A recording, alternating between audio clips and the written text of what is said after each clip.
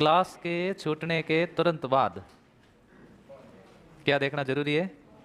Mobile देखना बहुत जरूरी है? ऐसा हो सकता है कि भाई मोबाइल को बिल्कुल भी, एक विद्यार्थी ऐसा सोच सकता है कि मैं 6 घंटे मोबाइल नहीं देखूंगा, 8 घंटे मोबाइल नहीं देखूंगा?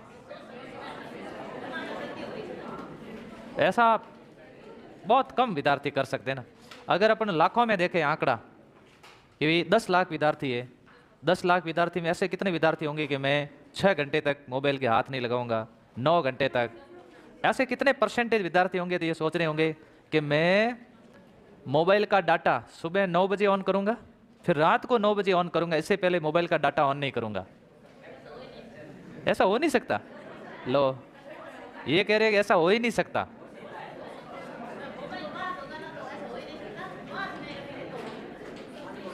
तो मेरी बात सुनो, जब मोबाइल इतना अपने दिमाग में घुस चुका है, इतनी चीजें अगर अपनी किताबें, सिलेबस, ये चीजें हो तो कितना मजा है।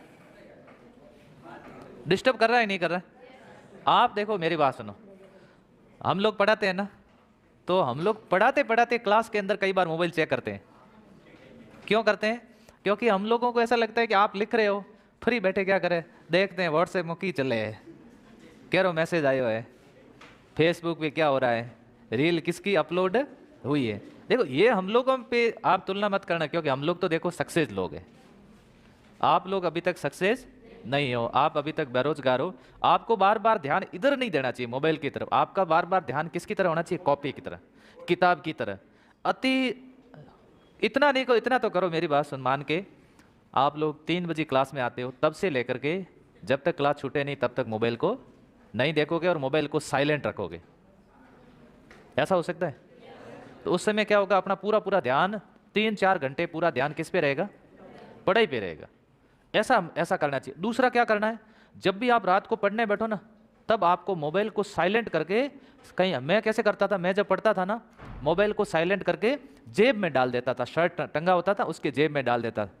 फिर कोई कॉल आया तो अपने को पता नहीं चलता था, फिर पढ़ते पढ़ते पढ़ते फिर देखता था 2 घंटे बाद, 3 घंटे में मोबाइल निकाल करके किसका कॉल आया, देखता था ये तो कोई मतलब नहीं है, वापस डाल देता, फिर वापस पढ़ने बैठ जाता था। तो मेरे कई दोस्त थे, वो क्या करते थे, मोबाइल पास में रखते थे और नोटिफिकेशन ऑन रखते थे, पढ़ते पढ़ते खटक टड़न, अरे केरो आयो, इधर पढ़ रहे थे पानीपत का युद्ध, जय खड़न, अरे अब पानीपत का युद्ध तो ऐसे ही रह गया बेचारा है? अब उधर से आया और की हाल है, वापस जवाब, हाल बढ़िया है नहीं? मतलब ऐसी कोई अति आवश्यकता नहीं है।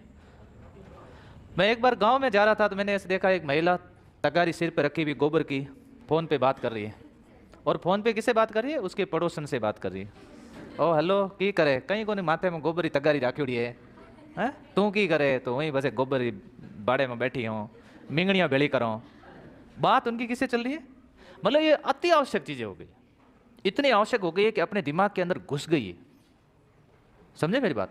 लेकिन इसको आपको निकालनी पड़ेगी। आप विद्यार्थी हो ना, तो प्लीज आप थोड़े से इससे दूर रहो, सोशल मीडिया से।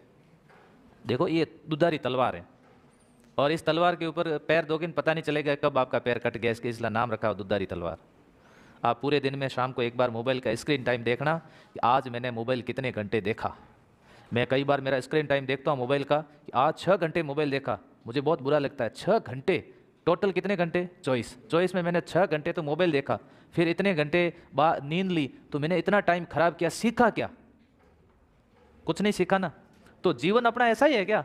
अपन लोगों की रीलें देखें, लोगों का स्टेटस देखें, तो फिर अपना खुद का स्टेटस ऐसा बनाओ कि लोग आपका स्टेटस लगाएं। इसलिए अपने आप को, अपना आप का जो ध्यान नहीं रख रहा है ना, दुनिया तो आपको लाइक के लिए तो बैठी है, दुनिया को तो आपका लाइक और कमेंट चाहिए, चाहिए नहीं चाहिए? अपने को किसी को लाइक करना ना किसी को कमेंट करना, कि लाइक करेंगे तो दुनिया हमें करेगी। बदल जाओगे आप, अच्छे बन जाओगे। अभी जैसे आप हो छोटे छोटे से, कोई थके हुए से, है ना, जब आपकी नौकरी लगेगी ना, आपका चेहरा, रौनक आ जाएगी आपके चेहरे पे, है ना? रौनक क्रीम लगाने से आती है, अंदर से आती है? अंदर से रौनक आती है, बाहर से क्रीम लगाने से आती है। तो भैंस के लगा देते हैं, रौनक आएगी क्या? भाई फेयर एंड लवली आप भैंस के लगा दो, रौनक आएगी? नहीं आएगी ना। रौनक अंदर से आती है। तो हम जब जब नौकरी लगी, पैसा आया, लोग कहते देख लो प्रेम जी रे पैसों बढ़ियो, देख लो हेल्थ भी हो गई, चेहरे पे देखो कितनी रौनक है। तो ये चमक बाद में आती है। तो चमक आपके भी आएगी। और हमारा तो चेहरा इतना था, ऐसे था।